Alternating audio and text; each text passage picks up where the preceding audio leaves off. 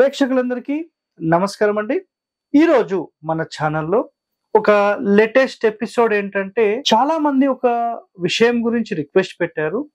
ఆ విషయం ఏంటంటే, సార్ పడమర ఇంటి ప్లాన్ అసలు ఎలా డిజైన్ చేయాలి, దీని లోపల ఎలాంటి జాగ్రత్తలు అనేది మేము తీసుకోవాలి. సో ఈరోజు పడమర ఫేసింగ్ కి సంబంధించిన ఒక ఇంటి ప్లాన్ లాగా మీకు గీసి నేను క్లియర్ గా చూపిస్తాను. అయితే ఒక విషయం మీరు గుర్తుపెట్టుకోండి, ఇక్కడ చెప్పేది కేవలం ఇన్ఫర్మేషన్ పర్పస్ మాత్రమే. మీరు జస్ట్ మీ ఇల్లు ఏమన్నా చిన్న చిన్న మార్పుల కోసం మాత్రమే ఎప్పుడైనా ఎవరి యూట్యూబ్ వీడియోస్ అయినా చూసి మీరు తెలుసుకోండి. బట్ శాస్త్ర నియమాల ప్రకారం ఒక ఇంటి ప్లాన్ డిజైన్ చేయాలంటే ఎన్నో నియమాలు అంటూ ఉంటాయి. సో కేవలం యూట్యూబ్ లో వీడియోస్ చూసి ఇల్లు కట్టుకుంటే మాత్రం 100% ఫెయిల్ అయ్యే అవకాశాలు కూడా ఉంటాయి. గుర్తుపెట్టుకోండి, కేవలం నాలెడ్జ్ పర్పస్ మాత్రం మీరు ఇవన్నీ తెలుసుకోండి, నో ప్రాబ్లం. ఓకే, సో ఈ రోజు పడమర ఇంటి ప్లాన్ మనం ఇక్కడ చూపిస్తున్నాం. ఈ ఒకటే ఎపిసోడ్ లో మీకు నేను రెండు రకాలుగా ఈ పడమర ఇంటి ఫేసింగ్ కి సంబంధించిన ప్లాన్ అనేది నేను చూపిస్తాను. అంటే చిన్న ఇంటి ప్లాన్ అండ్ పెద్ద ఇంటి ప్లాన్.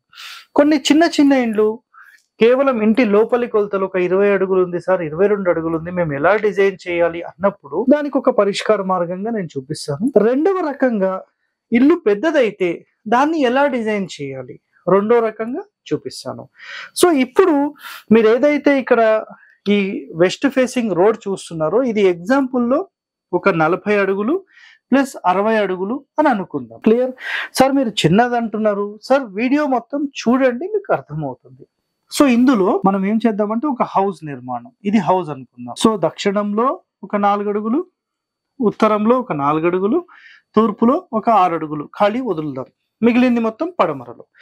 గుర్తుపెట్టుకోండి, మనం ఏ రోడ్ ఫేసింగ్ తీసుకొని మెయిన్ డోర్ ఎక్కడ పెడతామో ఆ రోడ్ ఫేసింగే, ఆ డోర్ అపోజిటే ఎక్కువగా ఖాళీ స్థలం ఉండాలి.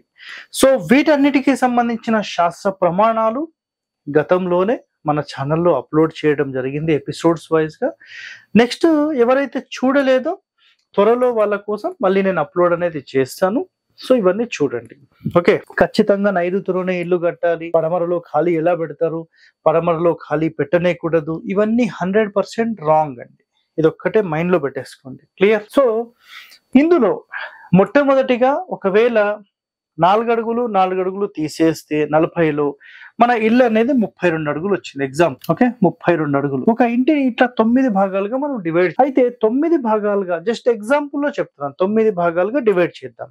సో మనకు ఈ విధంగా డివైడ్ చేసినప్పుడు ఖచ్చితంగా ప్రధాన ద్వారం ఎక్కడ రావాలంటే మధ్యస్థానంలోనే ప్రధాన ద్వారం రావాలి. సో ఇంకొక మాట గుర్తుపెట్టుకోండి, ఇక్కడ ద్వారాలు భార్యాభర్తలతో నేను కంపారిజన్ ఇస్తాను. పడమర ద్వారం అనేది మీకు భార్యతో సమానం, దక్షిణ ద్వారం భర్తతో సమానం, తూర్పు ద్వారం భర్తతో సమానం, ఉత్తర ద్వారం భార్యతో సమానం. సో భార్య భార్య, భర్త భర్త. అయితే పడమర ఫేసింగ్ లో చాలా చాలా ఇంపార్టెంట్ ఒక ఈ ఇన్ఫర్మేషన్ మీరు ఫాలో కాకపోతే మీ ఇల్లు 100% ఫెయిల్ అయ్యే అవకాశం. ఎలాగంటే పడమర డోర్ ఎప్పుడైతే మనం ప్రధాన ద్వారంగా పెట్టామో 100% మీరు తూర్పులో ద్వారం పెట్టాల్సిందే. అంటే భార్య ఉంటే ఖచ్చితంగా మళ్ళీ భర్త ఉండాల్సిందే. సో భార్యాభర్తలు ఏ ఇంటి లోపలైతే ఉంటారో 100% ఆ ఇల్లు సక్సెస్ లో ఉంటుంది, మంచి అభివృద్ధిలోకి వెళ్తుంది.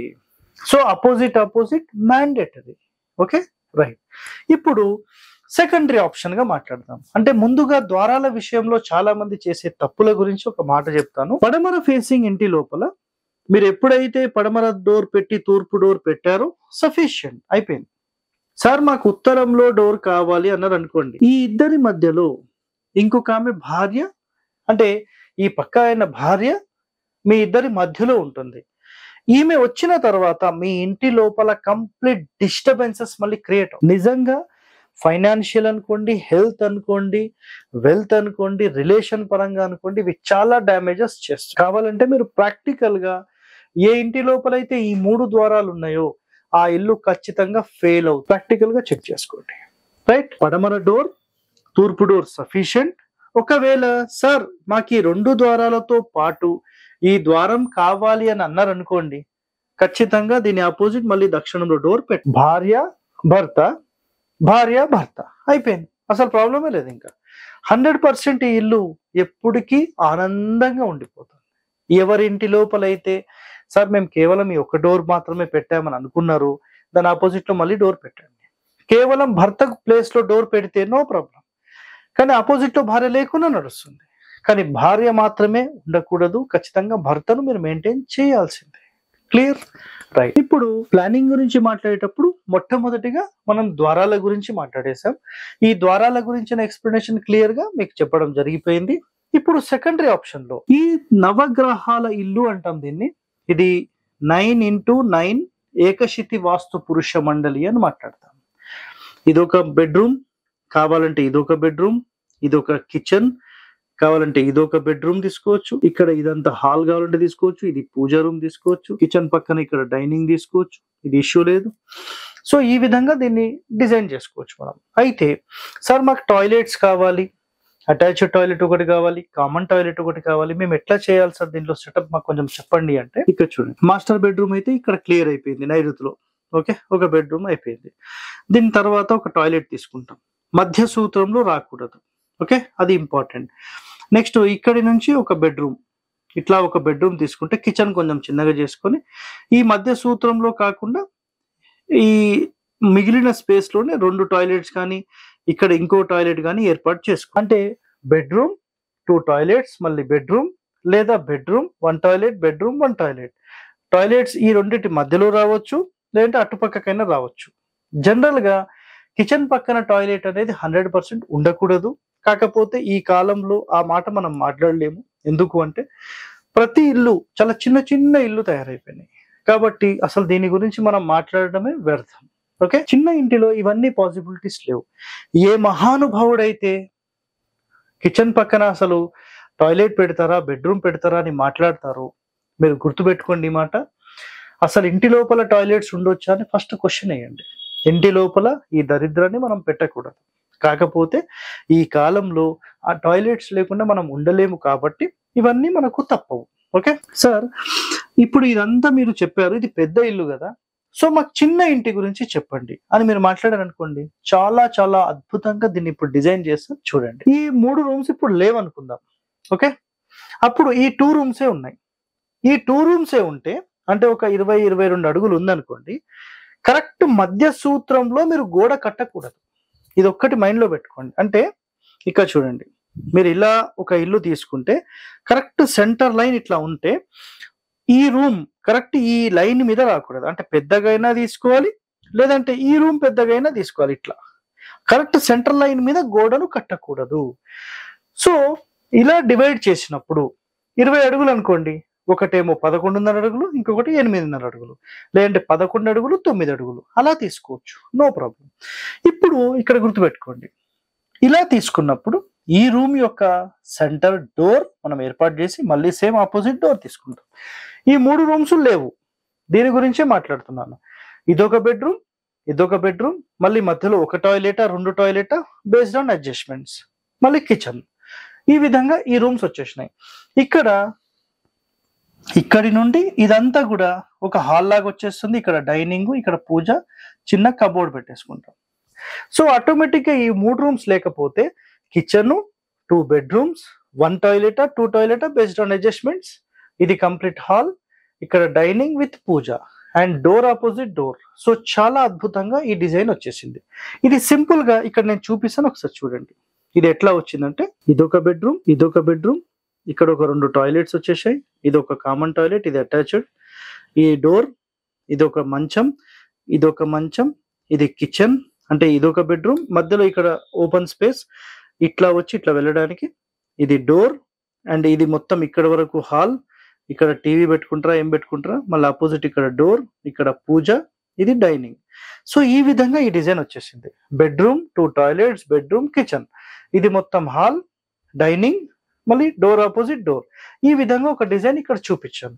ఇప్పుడు పెద్దిల్లు అయితే సో ఇక్కడ సేమ్ డోర్ ప్లేస్మెంట్ మళ్ళీ సేమ్ ఉంటుంది, ఇదొక బెడ్రూమ్ అవుతుంది. మళ్ళీ ఈ హాల్ ని ఇంత పెద్దదిగా తీసుకోవచ్చు, లేదంటే ఇక్కడ నుంచి ఇంత పెద్దదిగా హాల్ తీసుకోవచ్చు, లేదంటే ఇక్కడ నుంచి ఈ మొత్తమే హాల్ తీసుకోవచ్చు. మూలదాన్ని పూజ రూమ్ తీసుకోండి, ఇక్కడనేమో డైనింగ్ తీసుకోండి, ఇక్కడ నుంచి ఇక్కడ వరకే హాల్ తీసుకోవచ్చు. అప్పుడు ఇదొక బెడ్రూమ్, ఇదొక బెడ్రూమ్, లేదంటే ఇదొక బెడ్రూమ్, ఇదొక బెడ్రూమ్, 1, 2, 3 బెడ్రూమ్స్, లేదా ఓన్లీ 2 బెడ్రూమ్స్, పెద్ద కిచెన్, పెద్ద డైనింగ్. కావాలంటే దీన్ని మొత్తం మీరు ఒక బెడ్రూమ్ లాగా, ఇక్కడ పూజ రూమ్ లాగా, ఇది మొత్తం హాల్ లాగా, ఇది సిట్అవుట్ లాగా, ఇది ఓన్లీ సిట్అవుట్ అవుతుంది. ఓకే, ఇది సిట్అవుట్ లాగా క్లియర్ అవుతుంది. ఇందులోనే మీకు సెప్టిక్ ట్యాంక్ అండ్ టాయిలెట్స్ అయిపోయినాయి. Septic tanks and water tanks కూడా చెప్తాను, గుర్తుపెట్టుకోండి.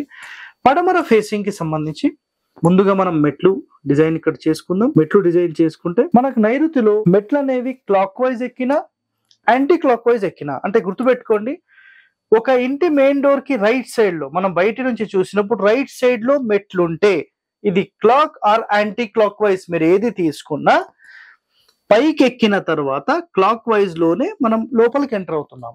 సో ఆటోమేటిక్ గా ఇది మీకు ఒక పూర్ణ బాహు ప్రవేశాన్ని ఇది క్రియేట్ చేసేసింది. సో ఎలాంటి ఇష్యూస్ అనేవి లేవు. So clear. ఇప్పుడు ఇందులోపల గమనిస్తే గనక మనము సెప్టిక్ ట్యాంక్ ఎక్కడ పెట్టాలని అడిగినప్పుడు స్థలం మొత్తంలో 2 భాగాలు డివైడ్ చేయాలి.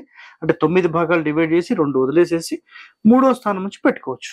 బట్ ఇంటి మూల మళ్ళీ సెప్టిక్ ట్యాంక్ మూల కాకూడదు. అప్పుడు ఏం చేస్తాం, ఇంటి మూల నుంచి ఒక భాగం వదిలి ఇక్కడ సెప్టిక్ ట్యాంక్ మెయింటైన్ చేస్తాం.